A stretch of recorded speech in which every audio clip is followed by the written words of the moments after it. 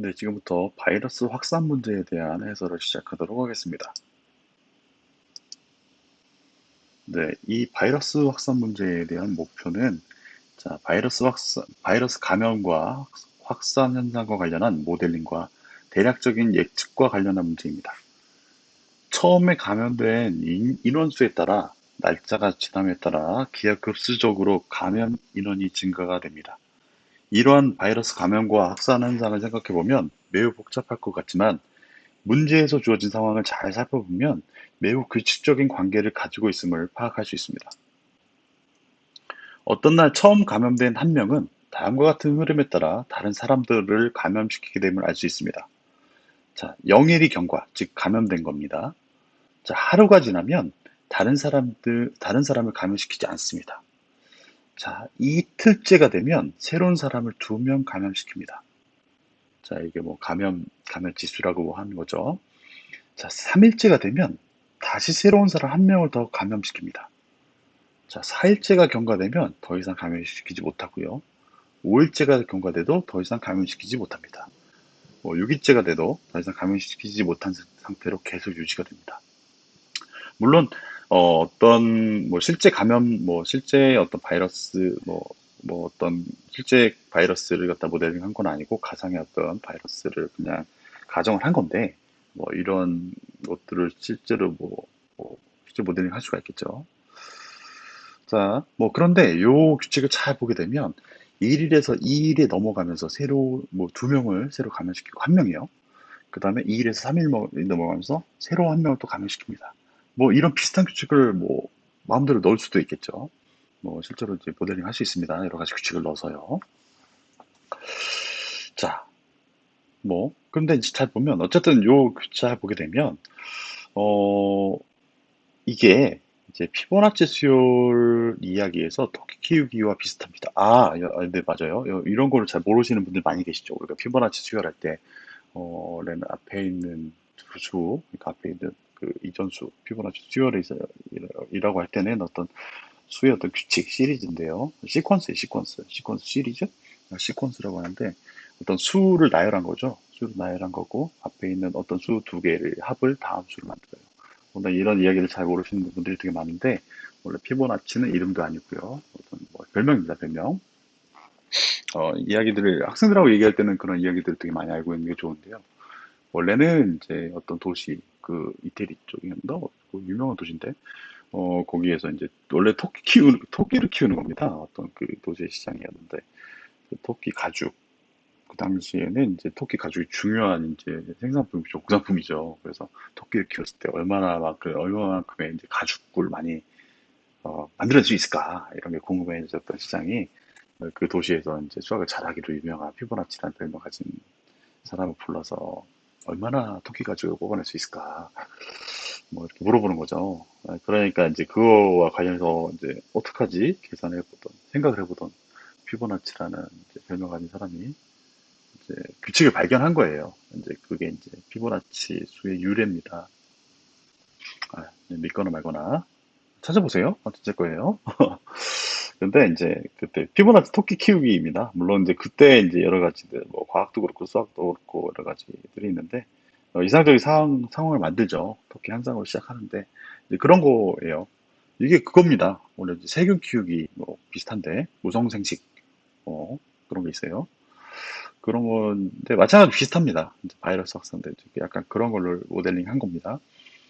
그런 거 비슷해요. 이제 근데 규칙이 있어요. 규칙. 자, 그런 거예요. 근데 규칙을 발견하는 거고. 근데 이거 문제를 보면 이제 학생들한테도 이런 걸 제시를 하면 몇 가지 전략을 사용합니다. 가르친 적은 없는데 전략을 사용하고요. 한편으로 선생님들도 이런 문제를 보면 이거 어떻게 풀어요? 라고 말씀하시는데 학생들이 잘 풉니다. 잘 풀어요. 근데 이제 몇 가지 전략을 쓰죠. 첫 번째, 트리. 가르친 적은 없는데 학생들은 그립니다. 트리 하면 모르고요. 나무요, 수영도요, 이렇게 하는 애들이 있어요. 어디서 배웠니? 그러면 나무 그린 거 배웠어요. 하기도 하고요. 직접 손으로 그려서 푸는 아이들이 있습니다. 제가 평균적으로 한 20% 봤어요. 표를 사용해서 감염자 수를 계산하는 아이들이 있어요. 배운 적이 없어요. 근데 해요. 그리고 자신만의 방법으로 막 손가락으로 숫자를 써가면서 합니다. 합니다. 어쨌든 선생님들 하실 수 있습니다. 그래서 어떤 방법으로 사용하는지 상관없지만 최종적으로는 다음과 같은 결론이 또 도달하게 됩니다. 아, 이게 복잡한 것 같지만 하루 전날에 발생된 감염자 수가 다음 날에 새로운 감염자 수를 결정하게 된다는 걸 알게가 됩니다.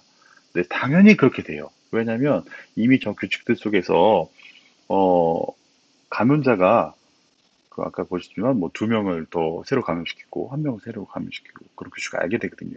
그리고 실제 이게 그렇습니다. 그렇죠? 우리도 보고 계시잖아요. 코로나 감염 학생들 계속 나오고요. 확진자 발생하고요. 똑같습니다. 우리가 뭐 수학과학 뭐 이런 거 그죠? 정보 맨날 뭐 그러잖아요. 이거 멀리 있는 얘기들이 아닙니다. 멀리 있는 얘기들이 아니고 우리가 결국 가르치고 배우는 것들이 결국에는 다 우리 생활 주변에 있는 것들이에요. 어쨌든 그렇습니다. 네. 자, 그래서 이제 문제는 영번, 바이러스 확산 영번인 거죠. 자, 감염 다섯째 날 한 명, 처음에 한 명이 감염됐는데 다섯째 날 도대체 감염자 수 총 몇 명이냐? 규칙을 주어졌죠. 자, 이렇게 뭐 DN을 뭐, 자, N번째에 경과한 날에 뭐 수다, 감염자 수라고 하면 D0은 처음 감염된 사람 수겠죠. 처음, 첫날에, 뭐 확산 첫날. D0은 처음 감염된 사람, 첫날에. 그죠? 두 번째 날, 하루가 지난 거죠. 하루가 지났을 때는 D1은 1이에요. 왜냐? 자, 첫날 가면서 한 명이, 그 사람이 하루가 지나면 이렇게 D1이 1이 되겠죠? 이거를 그냥 표현한 거예요, 정한대로. 자, 그 다음에 확산 셋째 날이 되면, 자, 이 한 명이 두 명을 새로 감염시켜요. 그래서 이 한 명이 두 명을 감염시키니까 이렇게 되는 거고, 이 한 명은 또 하루가 지나니까 이렇게 나이를 들어죠. 그렇게 된 거고요. 자, 넷째 날이 되면 새로 감염된 사람이 나이를 들어서 이렇게 되죠. 그죠? 그리고 이 사람은 또 한 명을 더 감염시켜서 이렇게 되고, 또 이 사람이 이렇게 되고. 자, 이런 관계를 가져요. 그래서 뭐, 학생들이 풀 때도 실제로는 뭐 이런 유사한 시간의 흐름에 따라서 이렇게 확산되고 감염되고 하는 것들을 이런 식으로 갑니다. 저는 뭐 이렇게 약간 몇 가지들의 기호를 써서 이렇게 했지만, 트리를 그릴 수도 있고, 그죠? 표를 그릴 수도 있고, 뭐, 여러 가지, 뭐, 형태를 할 수 있습니다. 제가 이렇게 한 거는 약간 프로그래밍으로 같이 표현해서 끌고 가려고 의도를 가지고 한 겁니다. 이렇게 잘 표현해서 쭉쭉 가다 보면, 확산, 다섯째 날 이렇게. 새로 감염된 사람은 4명이고, 하루가 지난 사람은 1명이고요. 뭐, 이틀이 지난 사람은 2명이고요. 뭐, 맨 처음에 감염된 사람은 사흘째가 지나가지고 치료도 못하고 이렇게 됩니다. 다 계산해보면, 4명, 1명, 2명, 1명. 총 8명이 되겠죠. 네, 그런 겁니다. 선생님들이 충분히 이렇게 고민을 하시다 보면 이런 관계 누구나 다 발견할 수 있어요. 단지 복잡해 하고 던지지만 않는 겁니다. 자, 바이러스 확산 1번. 자, 일반화 시키는 거죠. 자, 바이러스 확산 1 문제에서는 보다 일반적인 상황으로 초기 감염자 수가 바뀌고요. 경과일이 들어갑니다. 자, 이제 초기 감염자 수가 있고 경과일 수가 더 일반적인 상황이 됐습니다. 자, 확산 0번 문제에서 규칙과 방법을 정확하게 알아냈다면 자신의 익숙한 프로그래밍으로 정확하게 작성하고 테스트해 보면 됩니다. 그 핵심은 그 이전 날의 감염자 수에 의해서 다음 날에 새로운 감염자가 결정된다는 것만 알아내면 되는 거죠. 그걸 표현하면 됩니다. 자, 이렇게 짤 수가 있습니다. 자, C 언어 작성한 프로그램 일시 왼쪽과 같죠. 되게 간단해 보이죠. 하지만 이렇게 코드가 짧고 간단하다고 해서 누구나 만들 수 있는 건 아닙니다. 자, 문제 해결 프로그래밍은 생각과 아이디어의 문제지 프로그래밍의 종류 중요하지 않습니다. 함수 아무리 많이 알고 라이브러리 아무리 많이 알아도 소용이 없어요. 학생들은 순차 선택 반복 배열 뭐 이런 것만 알고 뭐 if else만 알아도 모르면 아무리 복잡한 거 다 풉니다. 네. 아주 간단한 것들만 알아도 매우 복잡한 어려운 많은 것들을 충분히 해결하고 남습니다. 자, 왼쪽에 있는 것들이 제가 방금 전에 말씀드렸던 것들, 몇 가지 의미, 뭐 그런 것들 다 풀어내 놓은 겁니다. 각 변수의 의미, 프로그램의 실행 과정과 방법, 각 단계별의 의미를 생각해 본 다음에 이런 것들을 이제 실제로 짜고 프로그램으로 구현하고 자기 생각을 구현해서 해보는 그런 과정을 경험해 보시고 해보는 과정이 매우 중요합니다. 네. 이런 것들을 가지고 우리 주변의 생활들을 많이 어, 적용해보고 모델링하고 또 뭐 실제로 풀고 있는 것들이고요. 그렇게 이제 자기의 분야에서 모든 분야에서 써먹고 발전시키고 가고 있던 것들이고, 그렇게 세계가 움직이고 있는 것들입니다. 네, 코드 간단하죠? 제가 항상 말씀드리는 것들이 있는데, 코드가 짧다고 해서 누구나 짤 수 있는 것들은 아니다. 근데 경험이 필요합니다, 경험.